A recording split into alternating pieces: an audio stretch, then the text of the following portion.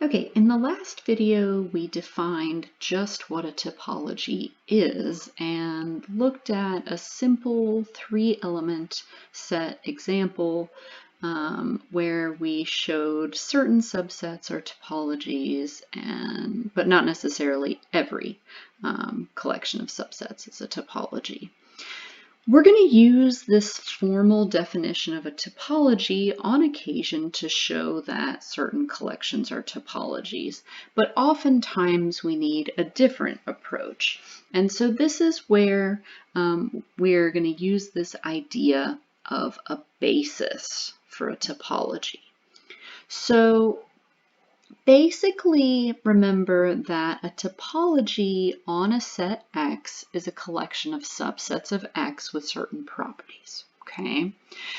A basis for a topology is this other collection of subsets, okay, where every element, not in your topology, because the elements of your topology are sets, but every element in your space, X, has to have one of these basis elements containing it. And again, given any element in the intersection of two basis elements, there has to exist a third basis element. So I'm just going to sketch a little picture for you so you can see kind of what we're talking about here. So basically the idea is that you have a bunch of elements in your space, right? And each one of those elements has to be contained in at least one basis element, okay? And if I have an element that's in the intersection of two basis elements, there has to be a third basis element that is contained entirely inside the intersection of those two basis elements, containing that element X, okay? All right, now we can also use this basis definition to help us define a topology, so the topology generated by that basis.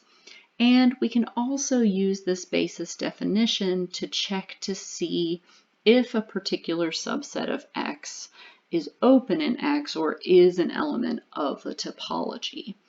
And so to demonstrate that,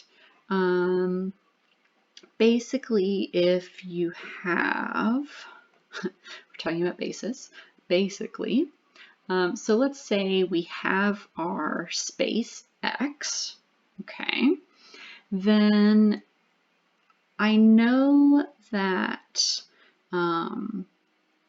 this set U, so this subset of X, is going to be open in X, or is an element of the topology on X, if no matter what element in U we choose, we can find a basis element containing X that's entirely contained within U. Okay?